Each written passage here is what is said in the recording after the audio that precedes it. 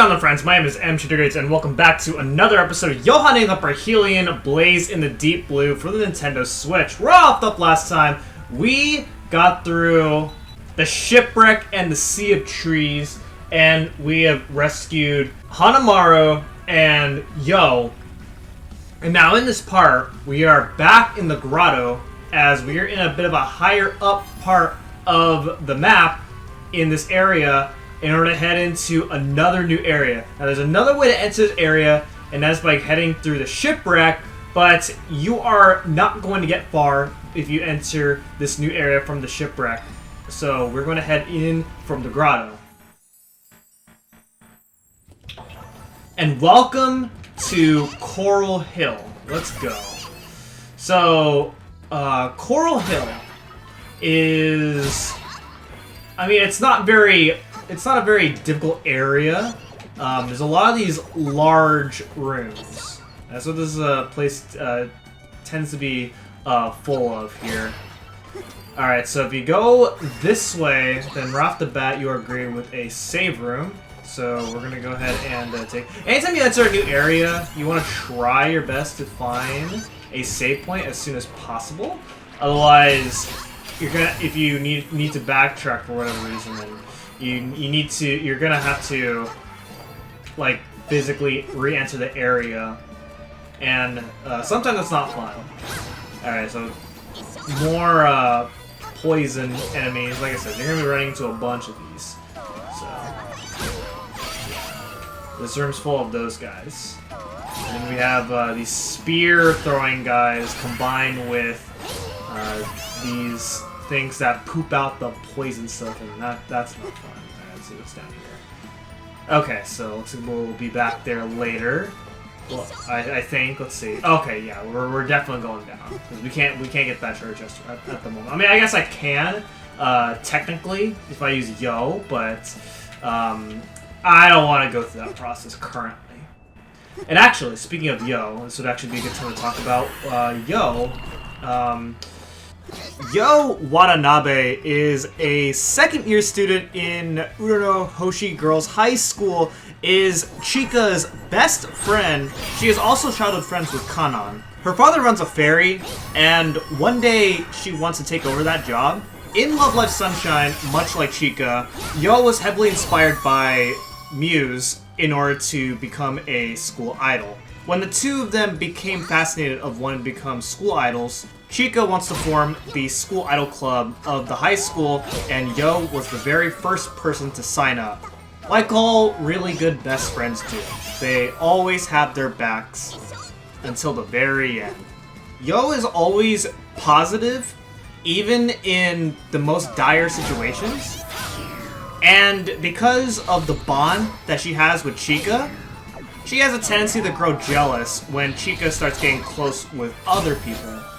In Yohane The Parhelion, Yo is a mail carrier who delivers mail and sends messages to people in Numazu.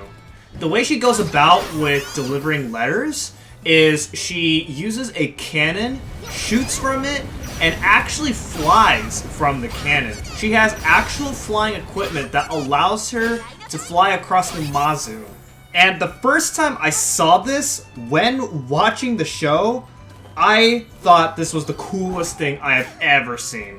Now, I did mention in the last video that Yo is my favorite character in Love Live Sunshine. I love her personality.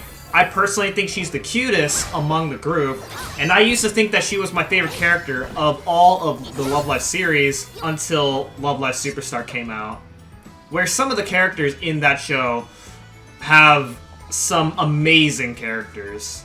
But we are talking about Love Live Sunshine, and my talk for Love Live Superstar will come in another video someday. And on the topic of Love Live, if you want to get into the series itself, there is not really a set show that you should start off with. With obviously, of course, you want to watch Season 1 before Season 2 within each series, but if you are interested in watching Love Live Sunshine at least, then I'd probably say watch Love Live School Idol Project first, because Love Live Squirtle Project is mentioned quite a bit in Love Live Sunshine, as that show takes place after the events of Squirtle Project. If you want to get into the other shows such as Love Live Nijigasaki or Love Live Superstars, you don't have to watch those after Love Live Sunshine or Love Live Squirtle Project. But if you want to go chronologically, then you can watch Squirtle Project, then Sunshine, then Nijigasaki, and then Love Live Superstars. And Love Live is constantly always coming up with new seasons within the franchise itself. There are also mobile games for the Love Live series, where the mobile games tend to go more in detail within the characters themselves if you want to learn more about the characters. And honestly, my favorite amongst the Love Live series is kind of a toss-up between Love Live Superstar and Love Live Sunshine. Both of those series have really amazing stories and really amazing songs. Squirtle Project is the OG.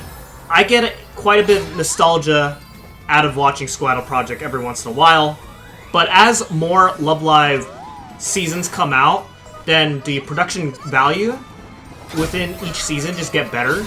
That Squirtle Project kind of pales in comparison to some of the newer seasons. Not to say that Squirtle Project is bad, because I like it.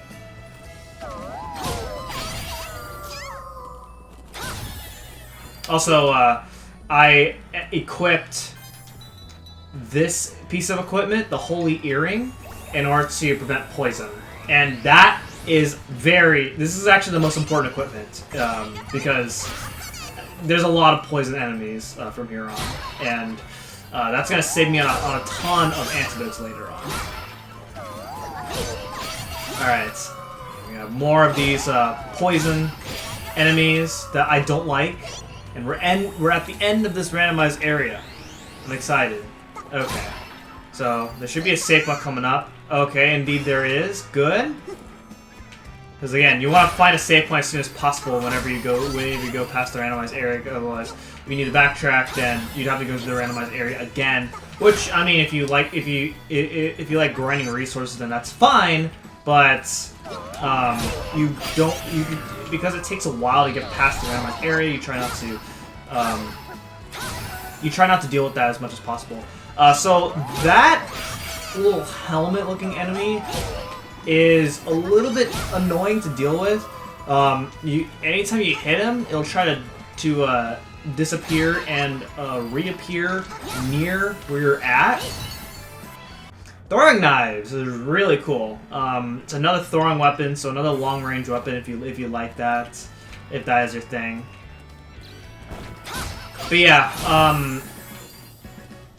what was I saying? I lost my train of thought. Okay, so anyway, we go and keep on going. Let's see, let's head on this way. Keep on going up. And then, let's see. Alright, let's see what's up here in this top area. So I guess we're exploring the top area. Okay, let's go ahead and defeat that little thing. That way all the seahorses disappear. We have a treasure chest. We got a charge stone. Okay, so let's see. Up or... Okay, let's go here first. Let's see what we got going on here. And defeat these crabs. These holes will spawn those worm things, and they're not terribly difficult to deal with. Okay, I remember what I was talking about. Those helmet enemies will teleport on you, and so you want to keep on. Anytime you hit them, they'll try to teleport back on you, and which can be annoying. But the reason I was able to defeat him so easily without him teleporting again is because you want to hit him at a certain rhythm in order to be able to hit him before it disappears. And that is exactly what I'm doing. I'm gonna try and do it again here. Alright, boom, boom. Oh, I didn't do it that time, though. The rhythm's pretty precise, but either way, at least with my attack power, 4 hits should do the job. So let's see, we go ahead up here. Then we can get this chest, which is Lady of the Lake's Bromide. And then this takes us back to near the beginning of the area, so that means I'm going to warp because I actually cannot go back to where I just came from within that room. So I'll just have to settle in like this, which is fine because the save point is conveniently nearby.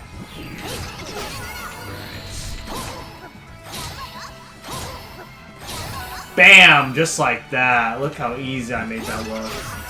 And like I said, the rhythm is precise if you want to be able to deal with it. Alright, so let's see what's going on here. Alright, so we gotta... Whoa! Okay. Alright, so we're in the upper part of this large room now. And this is how we're gonna actually get to the left side area. According to the map. Now you can also turn off the map like this. But I usually try not to do that. Mainly because, you know, when I'm playing this game, I like to be able to complete the map. So I want to be able to see how much progress I've made within the map. Alright, let's see. Ow. Okay. Now this enemy is annoying because when you get hit by the fish things, then you can't. It disables your usage of party members. So in this case, you have to use your weapons. If that's the case, and that is annoying. Unfortunately, it's a temporary status effect, but it's still annoying. Okay, let's go ahead and head up here. All right, I see another one of these devices. Destroy it, and we have another save point here. That's pretty good.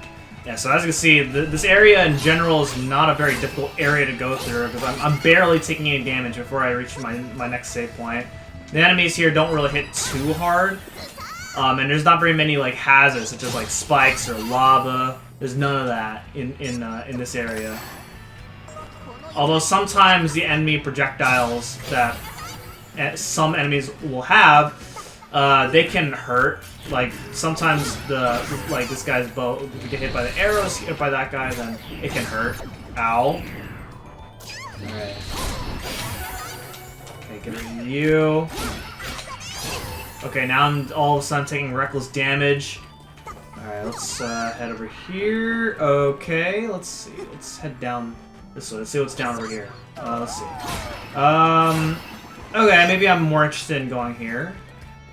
Okay, so that's where this room connects to. Let's go ahead and make our way back to this room.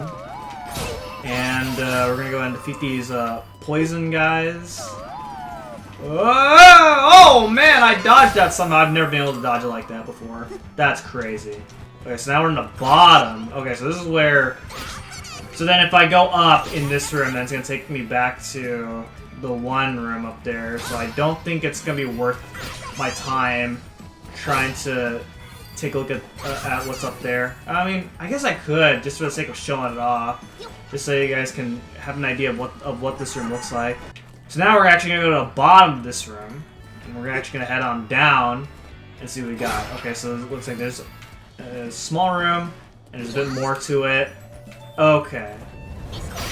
So you're going to... So at some point, you're going to recognize... Well, we're at... Well, I mean, not really at some point, because it's actually coming up really soon. And that is that... Okay, so we have a boss room there. But then if you head over here...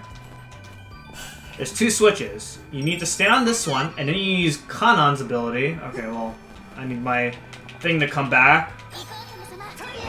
Use Kanon, and both switches hit at the same time. And then when you advance this next screen, then this is gonna take us back to the shipwreck. So that's why entering this area from the shipwreck is bad, because you're immediately gonna run to a locked room. So you might notice that the first time we went in this room, I actually skipped this chest right here, and that's because we actually cannot do anything in order to get this chest right at the moment. So in this case, let's go and take on the boss right now. So we went through this area pretty quickly.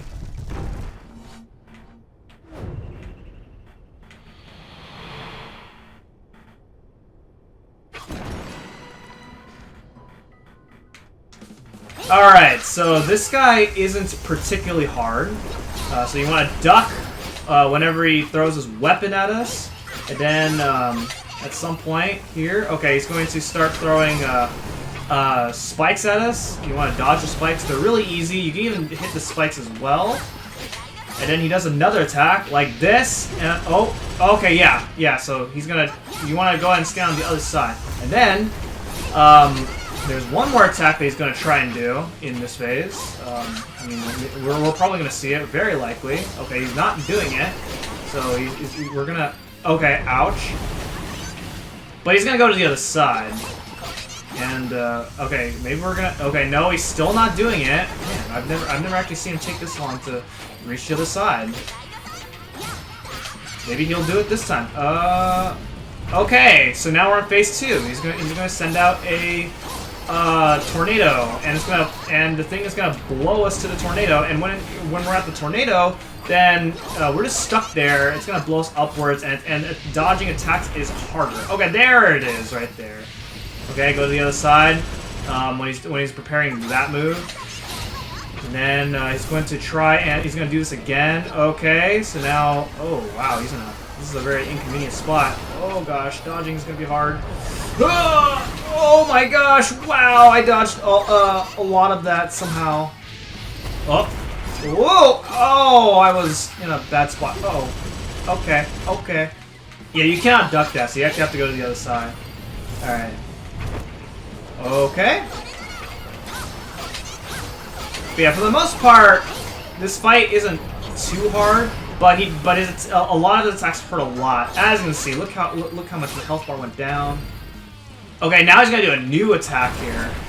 So you can see where he's about to land based on the droplets, and then you want to jump as he lands on the ground, so that way. Okay. That way he doesn't land on you. Okay. Should be almost done, right? Yes! There we go! So yeah, not very hard.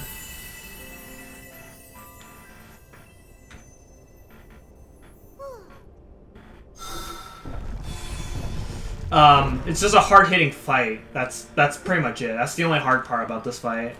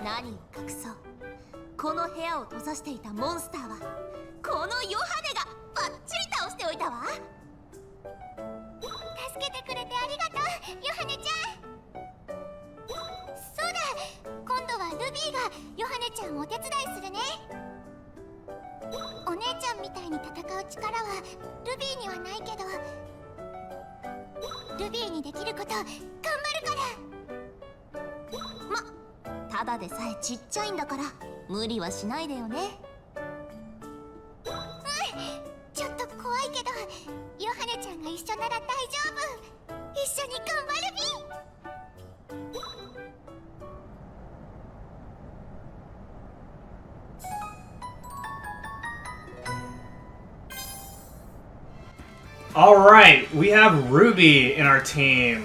Alright, I will show off what Ruby does in a moment. But like per usual, anytime you get a new partner, it's time to go back to Yohane's fortune parlor.